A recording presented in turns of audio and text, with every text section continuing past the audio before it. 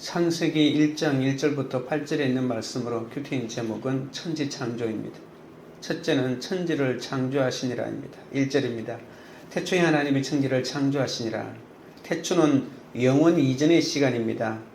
영원 전부터 거하시던 하나님이 어떤 재료나 도움 없이 천지를 창조하셨습니다. 우주 만물의 시작을 보여주는 창조기사는 성경에만 있습니다. 태초에는 시간이 흐르기 시작한 출발점을 의미합니다. 하나님이 창조하신 첫 시간이죠. 하나님은 창조된 세상 이전에 거하셨는데 시공간을 초월하시며 영원 전부터 불변하며 계셨습니다. 창세기와 성경의 처음 주어는 바로 하나님이십니다. 이방 신들은 창조의 속성이 없습니다. 이 세상은 어떤 피조물이 창조한 것이 아닙니다.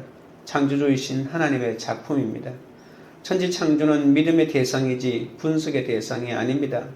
창세기 1장 1절이 믿어질 때 성경 전체가 다 믿어지죠. 하나님은 엘로힘이라고 하는 장엄한 복수 형태를 사용하고 있습니다. 그런데도 동사인 창조하시니라라고 하는 것은 단수로 사용하고 있죠. 하나님의 권세와 능력, 탁월한 지혜로 천지를 창조하셨음을 강조하기 위해서 이렇게 단수 동사로 받고 있는 것이죠.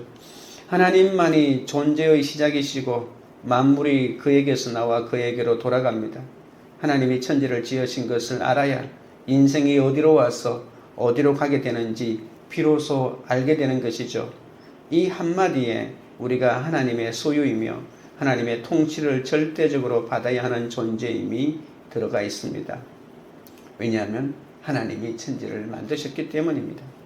내가 어떤 존재인지 아는 사람만이 나도 역시 하나님과 같이 창조사역을 할 수 있습니다. 내가 태어날 때부터 존귀한 존재이며 나는 사랑받을 만하고 사랑 베풀기를 즐기는 존재임을 믿어야 하죠.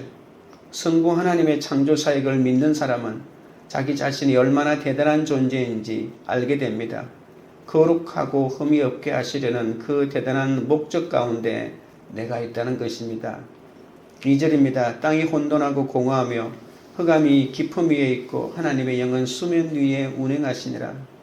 땅이 혼돈하고 공허하며 빛도 없는 상태에서 하나님의 영이 움직이고 계셨습니다. 창조사역은 성부 하나님 혼자 하신 것이 아니라 이렇게 삼위일체 하나님의 사역으로 출발한다고 보아야 하죠. 숨겨진 성부 하나님의 뜻을 시간과 공간 그리고 관계와 질서 속에서 성자 하나님이 디자인하면서 나타내시는 거죠. 이렇게 성부 하나님의 숨겨진 뜻이 성자 하나님을 통해 드러났고 또한 성령의 능력이 모든 부분에 퍼져서 창조물들이 창조 상태로 움직이도록 도우신다는 것입니다. 하나님의 역사와 개입이 없다면 우리는 여전히 혼돈과 흑암 중에 있을 수밖에 없습니다. 나의 혼돈과 공허라고 하는 부분에 성령님이 임해야만이 내 삶이 효과적으로 하나님의 뜻을 드러낼 수가 있는 것입니다. 성령이 나를 효과적으로 도와주시도록 회개하고 기도하고 묵상하고 찬양하고 섬겨야 하는 것이죠. 아무리 공허해도 성령이 운행하시면 새롭게 하시는 창조적인 역사가 일어나는 겁니다. 하나님은 6일 동안 창조사역을 하시며 새로운 질서를 만들어 가셨습니다. 하나님께서 우리를 다루시는 최고의 방법은 바로 이 질서고 질서를 만드는 방법은 계속해서 하나님께서 나누는 것입니다. 은하계의 수많은 별이 하나님이 매달아 놓으신 그 장소에서 질서를 지키며 영롱하게 빛나고 있듯이 이 질서에 순종해서 내 자리를 잘 지키고 있으면 가장 영롱하게 빛나는 인생이 되는 것이죠. 성부 하나님의 숨겨진 뜻이 성자 하나님이 낮아지심으로 나의 관계와 질서와 시간과 공간 안으로 들어오심을 통해서 드러났습니다. 창조의 목적은 그럼 무엇일까요? 그것은 바로 거룩입니다. 그런데 창조하셨으면 멋있고 아름다운 것이 기다리고 있어야 하는데 창조하셨다고 해놓고 또한 하나님이 만든 땅이 혼돈하고 공허하다고 말씀하셨죠. 성부 하나님이 창조하셨어도 성자 하나님이 도와주시지 않으면 혼돈과 공허와 흑암이 깊음 위에 있을 수밖에 없는 것이고 그러한 혼돈 가운데에서 우리가 하나님의 뜻대로 살아갈 때 그 속에 숨겨져 있는 하나님의 뜻이 드러나서 하나님의 뜻을 이루어내는 것이죠.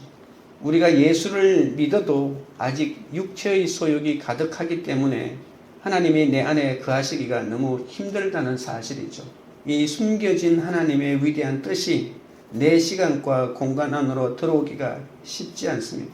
나의 혼돈과 공허한 흑암 가운데 하나님의 뜻이 더 온전히 드러나기 위해서 예수님이 십자가를 지셨고 또한 성령께서 오셔서 그것을 이끌어내는 것이죠. 천지를 창조하신 원리가 우리 한 사람이 예수 그리스도를 믿고 하나님의 자녀가 되어가는 과정에서도 여전히 원리를 적용할 수가 있는 것이죠. 우주가 너무나도 광활하지만 그 별들이 질서 있게 움직이면서 자기 일을 잘해주지 않으면 무너질 수밖에 없습니다. 무신론자들은 지구는 우주의 먼지에 불과하다고 하지만 하나님으로서는 당신이 흑공 가운데 매달아 두신 이 땅과 이곳에 사는 인생들이 얼마나 귀한 존재인지 모릅니다. 그래서 온 천하보다 귀한 영혼이라고 불러주시죠. 하지만 눈만 뜨면 보이는 세계에 우리는 절망할 수밖에 없습니다. 예수를 믿어도 날마다 영적으로, 정신적으로, 육적으로 나의 혼돈과 흑암이 있습니다. 그래서 말씀을 듣는 구조 속에서 단계별로 계속되는 나의 혼돈과 공허와 흑암을 인정하고 가야 하는 것이죠. 적용 질문 드립니다. 현재 나에게 흑암과 같은 환경은 무엇입니까? 혼돈의 시간, 사건에서도 창조주 하나님을 믿고 의지하고 있습니까? 내 삶에 주어진 환경과 질서 속에서 하나님의 뜻과 약속을 깨닫고 있습니까? 성령님의 도우심을 구하며 약속의 말씀을 묵상합니까? 둘째는 빛과 어둠입니다.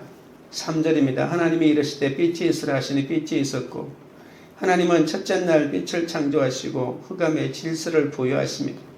하나님이 빛이 있으라고 말씀하시자 빛이 생겨났던 것이죠. 하나님은 말씀으로 창조하신 그 빛을 보고 좋아하셨습니다. 이르시되라고 하는 말은 허락하다, 지시하다는 뜻으로 세상에 존재하는 모든 것이 하나님의 말씀인 이 지시와 허락에 의해서만 존재한다는 그런 말입니다. 나의 혼돈과 공허는 배우자의 사랑과 돈으로 채워지는 것이 아니라 하나님의 말씀으로 채워져야 합니다. 흑암이 깊은 것도 말씀으로 빛을 만나야만이 해결되는 거죠. 왜 진리의 성령님은 말씀으로 왜 이야기하셔야 할까요? 말씀이 바로 하나님의 약속이기 때문입니다. 하나님이 보시기에 좋은 인생은 말씀을 듣는 인생입니다. 주님은 말씀으로 우리를 온전케 하십니다. 우리가 온전하게 되면 하나님께서 말할 수 없이 기뻐하시고 보시기에 좋았더라고 하시는 거죠. 그래서 우리가 말씀대로 사는 삶이 없으면 아무리 이 땅에서 우리가 많은 것을 성취한다 할지라도 하나님이 보시기에 좋은 인생은 아니라는 거죠. 그래서 우리는 약속의 말씀을 반드시 알아야 합니다. 말씀을 묵상하고 배우고 적용하는 것이 어려워 보여도 가장 시간 낭비하지 않는 비결이라고 하는 사실을 깨달아야 합니다. 성경 한번 보지 않고 복 받으려고 하는 것이 바로 기복신앙입니다. 하나님의 말씀과 상관없이 잘 되고 잘 먹고 잘 살고자 하는 것은 기복신앙에 불과하다는 겁니다. 창조사역은 이 이루시되라고 하는 이 말씀 사역이기 때문에 우리가 결국은 하나님의 창조를 바라볼 때 이 하나님의 말씀을 우리가 기억해야 하는 겁니다. 하나님께서 생각만으로도 세상을 만드실 수 있었지만 말씀으로 창조하지 않았습니까? 우리를 하나님의 형상으로 지으시면서 하나님의 말씀을 들을 귀와 또는 볼 수 있는 눈과 말할 수 있는 입을 함께 주셨습니다. 말씀을 들어야 하나님 나라의 말을 조금씩 배워서 전할 수가 있습니다. 그런데 성령이 운행하지 않으면 이르시되라고 하는 이 말씀이 들리지 않습니다. 우리는 아무리 시간이 걸려도 한 절 한 절 읽고 가며 하나님의 명령을 그 속에서 찾고 약속을 찾고 순종하고 하나님의 거룩을 이루어 가야 하는 거죠. 우리가 만약에 하나님께서 말씀으로 천지 창조를 했기 때문에 우리가 기록된 말씀이 없이 천지 창조의 그 만물을 보고 하나님의 뜻을 깨달아내기는 얼마나 어려운지 모릅니다. 우리 인간이 이미 부패했기 때문에 그렇죠. 그런데 성령께서 하나님이 말씀으로 천지를 창조하셨는데 그 말씀이 만물 속에 녹아있기 때문에 말씀을 발견할 수 없잖아요. 그런데 너무나도 다행스러운 것은 말씀이 육신이 되셔서 예수님이 땅에 오셔서 풀어주신 말씀과 그리고 구약에 수많이 하나님께서 말씀하신 그 말씀이 이미 글자로 문자로 우리 가운데 하나님의 말씀인 성경으로 우리에게 주어졌지 않습니까? 그래서 창조하신 그 정황이 성경에 기록되어 있는데 그 하나하나의 말씀을 우리가 묵상하고 성령이 그 말씀 속에서 하나님의 뜻을 알려줄 때 우리는 비로소 하나님의 뜻을 깨닫게 되고 하나님의 창조의 원리대로 살아갈 수 있는 힘이 생기는 것이죠. 그래서 우리가 이 성경에 있는 말씀을 통해서 성령께서 알려주시는 하나님의 약속의 말씀을 깨닫고 다시 만물을 바라볼 때 우리가 이 만물이 우리에게 전하고자 하는 뜻이 더 활짝 열리게 되는 것입니다. 그래서 그런 하나님의 약속의 말씀을 찾고 순종하고 그렇게 살아갈 때 하나님의 거룩을 이루어갈 수 있는 삶이 비로소 완성되는 겁니다. 하나님은 빛을 가장 먼저 창조하셨습니다. 빛을 창조해서 흑암에 질서를 부여하심이죠. 이 빛은 이 발광하는 빛이 아닙니다. 이 빛을 처음 만드신 이유는 캄캄하여 보이지 않기 때문이죠. 빛이 들어왔을 때 가장 먼저 봐야 할 것은 바로 나 자신입니다. 나 자신이 얼마나 더럽고 형편없는지를 보지 않으면 우리는 창조사역을 할 수가 없고 남을 변화시킬 수가 없습니다. 내가 죄인인 것을 깨달아야 하죠. 내가 하나님이 만드신 하나님의 말씀의 목적대로 살아가야 되는 피조물인 것을 깨달아야만이 우리가 하나님의 뜻을 이룰 수가 있는 것이죠. 혼돈과 공허와 흑암 중에서 하나님이 비추시는 은혜의 빛으로 말씀이 들리기 시작하면 내 인생이 해석되고 비로소 환해진다는 겁니다. 물질의 세계에서도 빛이 너무 중요하지만 영의 세계에서도 빛이 중요합니다. 우리는 창조의 시선인 하나님의 관점으로 한 영혼을 바라봐야 합니다. 하나님 앞에서는 나의 연약함과 허물과 수치와 조롱도 사랑의 조건이 되는 것이죠. 우리가 어린아이를 사랑할 때, 내 자녀를 사랑할 때 그 자녀가 완벽하기 때문에 사랑하는 것이 아니지 않습니까? 자녀가 허물이 있으면 우리의 사랑을 거두나요? 아니지 않습니까? 하나님 앞에서 나의 연약함과 허물과 수치와 조롱도 하나님이 우리를 사랑하는 사랑의 조건이 된다는 것을 비로소 우리가 깨달을 수 있는 것이죠. 우리가 어떤 허물과 수치와 조롱 가운데 살고 있어도 하나님이 보시기에는 언제나 좋았더라의 인생인 것을 믿어야 하는 거죠. 4절 5절입니다. 빛이 하나님이 보시기에 좋았더라. 하나님이 빛과 어둠을 나누사 하나님이 빛을 낮이라 부르시고 어둠을 밤이라 부르시니라. 저녁이 되고 아침이 되니 이는 첫째 날이니라. 하나님이 빛과 어둠을 나누십니다. 내 속에도 어둠과 빛이 공존하지만 빛이 오면 어둠은 물러갑니다. 빛을 창조하신 하나님은 이 혼돈과 공허와 흑암 중에 있는 나에게도 은혜의 빛이 비추어지죠. 삶이 혼란하고 불안한 것은 내가 빛 가운데 있지 않기 때문입니다.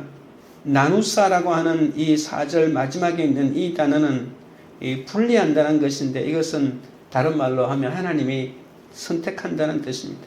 세상과 하나님 나라가 하나 될 수 없기 때문에 우리는 이렇게 나누어진 삶, 구별된 삶을 살아야 합니다. 날마다 빛의 생각을 구별하고 선택해야 한다는 것이죠. 100% 죄인인 나에게 예수님이라면 어떻게 하셨을까를 날마다 생각해야 한다는 말입니다. 이것이 빛의 생각입니다. 내 중심의 생각은 어둠의 생각이잖아요. 큐티는 말씀으로 내 속에 있는 탐심을 정리하는 훈련입니다. 예수님을 믿는다고 늘 행복하고 다 편안한 것이 아닙니다. 말씀 충만이 성령 충만이고 성령 충만은 이러한 갈등 충만으로 드러날 수밖에 없는 것이죠. 하나님 앞에 갈 때까지 이 빛의 생각과 어둠의 생각이 이렇게 나누어지면서 영적인 갈등과 그리고 그 갈등 속에서 훈련을 거쳐야만 하는 겁니다. 성령님이 깨닫게 해주시지 않으면 내가 하는 생각이 지금 빛의 생각인지 어둠의 생각인지 깨달을 수 없는 것이죠. 내가 세상의 가치관을 가지고 있으면 내가 이 땅에서 이기고 또 이기려고 하는 이 모든 것들이 정당한 것이고 너무나도 지혜로운 것이죠. 그래서 세상 사람들처럼 그렇게 온 시간과 힘을 다하여 이 땅에서 높이 올려가려고 발버둥 치는 것이 이 땅에서 내가 잘 살고 있는 것이 되는 것이죠. 그러나 말씀의 가치관, 성경의 가치관으로 보면 하나님이 없이 이 땅에서 이기고 또 이기려고 하는 삶이 얼마나 어리석은 인생인지 비로소 알게 되는 것이죠. 그래서 내가 하는 생각이 삐뚤 생각인지 아니면 이 세속의 가치관인지를 깨달으려면 말씀의 빛이 들어와야 한다는 것입니다. 성령께서 그것을 깨닫게 해주시는 거죠. 내가 빛으로 다른 사람을 인도하고 나의 빛을 비추어야 하는데 나에게 어떤 빛의 능력이 있을까요? 그것은 바로 나의 수치와 연약과 허물을 드러내는 것이 다른 이들을 비추는 빛이 되는 것이죠. 그 빛으로 내 속에 있는 수치를 숨기고 나는 괜찮은 사람이라고 포장하고 나는 능력이 있는 사람이라고 포장하고 좋게 말하는 것이 내가 하나님의 빛이 나에게 하는 역할이 아니라는 것입니다. 그 빛으로 나아갈 때만 다른 사람의 혼돈과 공허와 흑암을 마치 알을 품듯이 품을 수 있는 것이죠. 빛의 생각이란 말씀의 빛으로 내 죄와 허물을 보고 드러내는 것입니다. 인간적으로 드러내면 죄책감과 수치심으로 무너질 수밖에 없지만 하나님의 빛인 말씀의 빛 가운데서 드러내면 나도 살아나고 다른 사람도 살리게 되는 거죠. 예수님은 말씀이시며 세상의 빛이십니다. 어둡고 캄캄한 환경에서도 예수님을 바라볼 때 우리는 창조의 빛을 경험하고 참된 위로를 얻습니다. 빛과 어둠은 공존할 수 없으며 빛이 오면 어둠이 물러갑니다. 날마다 말씀을 묵상할 때 이 탐심의 어둠이 물러가고 빛의 생각이 내 속에 채워집니다. 적용 질문 드립니다. 내가 애정과 관심으로 길이 참으면서 품고 가야 할 혼돈하고 공허한 사람은 누구입니까? 나의 빛이 될 허물과 과거, 수치의 사건은 무엇입니까? 내 속에 있는 빛의 생각과 어둠의 생각은 무엇입니까? 셋째는 궁창입니다. 6절부터 8절입니다.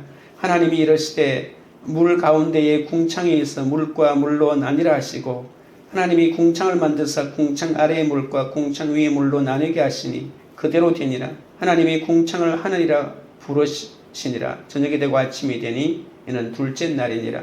하나님은 계속해서 분리를 통해 질서를 부여하십니다. 지구가 물로 덮였는데 하나님은 둘째 날에 궁창이라고 하는 공간을 만드시고 깊은 물을 궁창 위의 물과 궁창 아래의 물로 나누십니다. 궁창 아래의 물은 강과 바다를 비롯해 지면과 접한 모든 물을 가리키죠. 궁창 위에 있는 물은 구름에 담긴 물이라고 말할 수 있습니다. 궁창을 기준으로 물이 이렇게 섞이지 않고 나누게 된다는 거죠. 이것이 바로 질서를 부여한다는 겁니다. 질서를 갖추시고 피조물이 안락하게 살도록 환경을 하나님이 조성하는 겁니다. 그러나 인간의 타락으로 노아의 홍수가 발생하자 궁창이 파괴되어 물의 질서가 깨지고 궁창 위의 물이 밑으로 쏟아져서 환경이 악화되었다고 하는 주장이 있습니다. 그 이후로 900세까지 살던 인간의 수명이 120세로 줄어들었다는 것이죠. 하늘 위에 그렇게 엄청난 양의 물을 하나님이 저장해 놓으신 것이 얼마나 놀랍습니까? 하늘에서 구름이 그 물들을 이고 지고 있다가 필요할 때마다 이른 비와 늦은 비로 내려주시는 거죠. 그리고 하늘에 있는 비가 적당히 내려야 땅 위에 생물들이 살 수 있습니다. 알맞게 땅을 적셔 농사도 짓고 공기도 주셔서 살게 하시는 거죠. 태양이 장렬할 때 수증기가 하늘로 올라가고 또 때에 맞게 피로 내리듯이 불같은 우리의 고난 중에 드리는 기도가 하나님께 올라가면 하나님께서 저장해 두셨다가 가장 합당한 때에 은혜의 폭포수로 내려주시는 거죠. 힘들 때 기도를 쌓아놓으면 때마다 우리의 필요를 따라 하나님이 허락하시는 거죠. 우리의 모든 기도를 하나님이 다 쌓아놓으신 줄 믿습니다. 우리에게는 환경마다 부르심에 따라 궁창 위의 물로 혹은 궁창 아래의 물로 부르심을 받고 그에 맞는 질서가 주어집니다. 하지만 역할로는 위아래가 없습니다. 모든 것이 다 주님이 택해 주신 주의 일을 위해서 선택해 주신 것이죠. 그래서 중요하지 않은 일이 없고 또 내가 궁창 위의 물을 내가 부여받았다고 해서 자랑할 것도 없고 내가 땅에 있는 물의 역할을 한다고 해서 불평할 것도 없는 것입니다. 하나님은 6일 동안의 창조사역 가운데 궁창을 만들고는 보시기에 좋았더라고 말하지 않습니다. 가장 멋지고 높은 하늘을 만드시고 왜 보시기에 좋았더라고 하지 않았을까요? 이것은 높은 것에 늘 문제가 많기 때문입니다. 세상에서도 높은 자리에 올라가면 문제가 많이 생깁니다. 파랗고 높고 깨끗한 것에 대한 환상을 버려야 합니다. 땅도 높이 있으면 보기에는 아름다울 것 같지만 그 높은 산에는 산소가 부족해서 사람이 살기가 힘듭니다. 맨 아래 온갖 오물과 쓰레기를 받아내는 땅이 옥토이고 보시기에 좋은 땅입니다. 높은 것이 얼마나 사탄의 밥이 되긴 좋은 조건을 가지고 있습니까?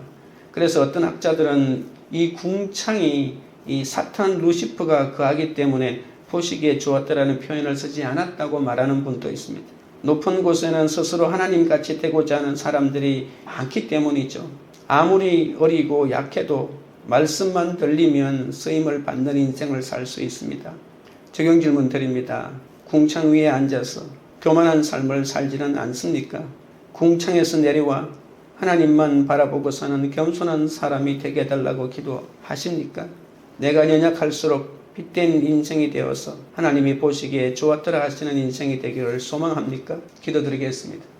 하나님 아버지, 창세전에 그리스도 안에서 나를 택하시고 흑암 같은 환경 속에서 혼돈과 공허함으로 지내던 나에게 새로운 삶을 창조하시고 약속을 이루어 가시니 감사합니다.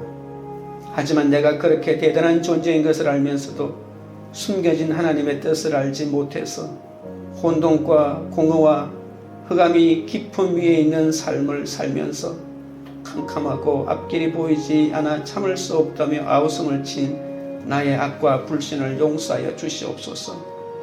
창조 사역을 하라고 나를 보내신 곳에 질서와 관계와 시간과 공간이 싫어서 도망가지 않게 하여 주시고 지금의 상황이 내 삶의 결론임을 인정하게 하여 주옵소서. 하나님의 영이 수면 위에 운행하신다고 하셨사오니 진리의 성령이여 보혜사 성령께서 나를 도와주시옵소서. 내가 머무는 이 시간과 공간에서 하나님과 같은 창조 사역을 일으킬 수 있도록 힘을 허락하여 주시옵소서. 내 기도가 하늘에 쌓여 때가 되면 폭포수 같은 은혜로 내려주심을 믿습니다. 하나님 보시기에 좋은 인생이 되도록 말씀을 듣는 삶을 살게 하여 주옵소서. 그 말씀으로 빛과 어둠을 갈라내게 하옵소서. 땅에 살면서 늘 하늘과 비교하며 부러워하지 않게 하여 주옵소서. 하늘이라고 불러주는 것만 좋아서 높은 위치에 올라가기만을 탐하며 주님 보시기에 좋은 것이 하나도 없는 인생이 될까봐 두렵고 떨려싸우니 주여 불쌍히 여겨 주옵소서. 내 안에 말씀의 빛을 비추셔서 이 탐심의 어둠이 물러가도록 역사하여 주옵소서. 겉으로 교양 있는 모습으로 살면서 창조의 시선으로 바라보지 못하고 흑암과 공허와 혼돈뿐인 우리의 가정들을 불쌍히 여겨 주옵소서. 혼돈과 흑암 중에 있는 우리 식구들을 불쌍히 여기시고 천지를 창조하신 하나님이 믿어지도록 아버지 하나님이여 역사하여 주옵소서. 이제 하나님의 음성이 귀를 뚫고 들어오도록 역사하여 주옵소서. 빛이 들어오도록 붙잡아 주시옵소서. 하늘을 보고 살 수 있도록 도와주시옵소서. 높고 높은 자리에서 외롭고 힘들어하지 말고 겸손하게 이 땅에서 주님이 주시는 사명을 감당하게 하옵소서. 관계 우리들 교회가 지극한 관심과 애정으로 엿새 동안 천지 만물을 창조하신 주님처럼 천국 가는 그날까지 혼돈이 없어지지 않는다 할지라도 애정과 기도와 관심으로 다른 이들을 품는 공동체가 되게 하옵소서. 그리하여 창조 사역으로 사람을 살리고 구원하여 하나님 보시기에 좋았더라의 교회가 되도록 인도하여 주옵소서.